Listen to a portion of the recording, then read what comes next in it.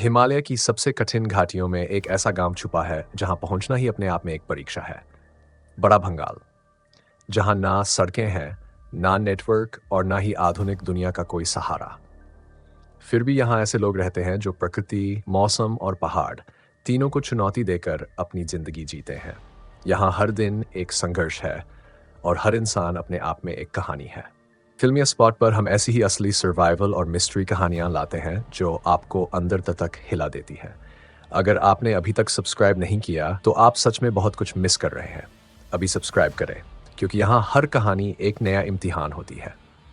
हिमाचल प्रदेश के कांगड़ा जिले में धौलाधार की ऊंची चोटियों के बीच बसा बड़ा भंगाल भारत के सबसे अलग थलग गांवों में से एक है। यहाँ तक पहुंचने के लिए कोई सड़क नहीं है, बल्कि पहाड़ों के बीच 3 से 4 दिन का कठिन ट्रैक करना पड़ता है। धौलाधार की ये रेंज इतनी खड़ी और खतरनाक है कि यहाँ सड़क बनाना लगभग असंभव माना जाता है। बड़ा भंगाल तक पहुंचने के 3 रास्ते हैं, एक मनाली की तरफ से, दूसरा चंबा की तरफ से और तीसरा कांगड़ा की तरफ से थमसर पास के ऊपर से। लेकिन सवाल यह है, इन 3 रास्तों में से सबसे खतरनाक कौन सा है? ये तीनों रास्ते भारत के सबसे कठिन ट्रैकिंग रूट्स में गिने जाते हैं। मनाली वाला रास्ता हंजोटा और कलिहानी पास से होकर जाता है, जो मौसम पर निर्भर करता है और अक्सर बर्फ के कारण बंद रहता है। चंबा और होली घाटी वाला रास्ता घने जंगलों, तेज धाराओं और फिसलन भरी ढलानों से होकर गुजरता है। तीसरा रास्ता थमसर पास का है, जो सबसे सीधा और लोकप्रिय माना जाता है। हमने इसी रास्ते को चुना। हमने अपनी यात्रा राजगुंदा से शुरू की, जो बीरबिलिंग के ऊपर एक खूबसूरत जगह है। यहाँ से हमें करीब 10 से 22 किलोमीटर का ट्रैक करना था। रास्ता जितना सुंदर था उतना ही चुनौतीपूर्ण भी। कई घंटों के ट्रैक के बाद हम प्लाचक पहुंचे हैं, जहाँ से धौलाधार वाइल्ड लाइफ सेंचुरी की शुरुआत होती है। यहाँ बर्फ से ढके पहाड़ साफ नजर आ रहे थे और हमें उसी दिशा में आगे बढ़ना था। प्लाचक में हमें स्थानीय लोगों ने अपने एक त्योहार में बुलाया। उन्होंने हमें खाना खिलाया और अपनी संस्कृति से परिचित कराया। उनकी सादगी और मेहमाननवाजी ने सफ़र को और ख़ास बना दिया। शाम होते होते ठंड बढ़ने लगी।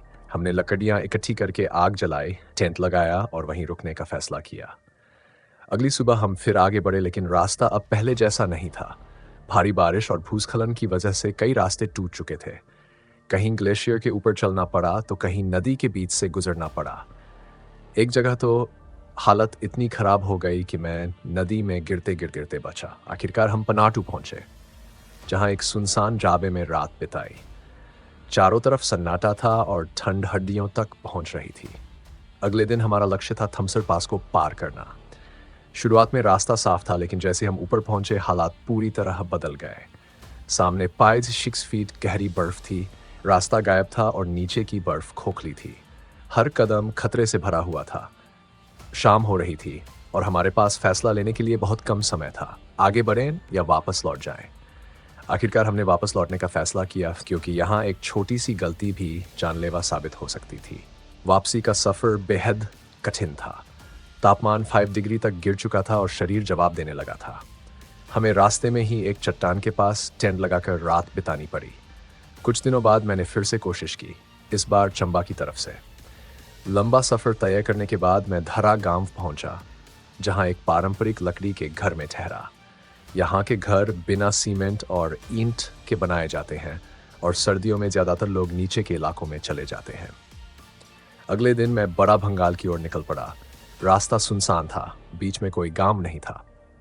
पहाड़ों को काटकर बने संकरे रास्तों से गुजरना पड़ा, जहां जरा सी चूक खतरनाक हो सकती थी। आखिरकार मैं बड़ा भंगाल पहुंच गया। ये गांव बिल्कुल अलग दुनिया जैसा है। यहाँ के लोग खेती और पशुपालन पर निर्भर है। सेब, राजमा, आलू और मिर्च जैसी फसलें यहाँ उगाई जाती हैं। सर्दियों में लगभग 90% लोग नीचे के इलाकों में चले जाते हैं और गर्मियों में वापस लौटते हैं। यहाँ बिजली लगभग नहीं है। पहले पानी से बिजली बनाने का एक सिस्टम था, लेकिन अब वह काम नहीं करता। लोग सोलर पैनल के सहारे अपनी ज़रूरतें पूरी करते हैं। इतनी दूर और कठिन जगह पर होने के बावजूद यहाँ के लोग खुश हैं। उनकी ज़िंदगी सरल है, धीमी है और संतोष से भरी हुई है। और सिर्फ एक गांव नहीं, बल्कि एक एहसास है, एक ऐसी जगह जहां इंसान प्रकृति के साथ जीना सीखता है और ज़िंदगी का असली मतलब समझता है।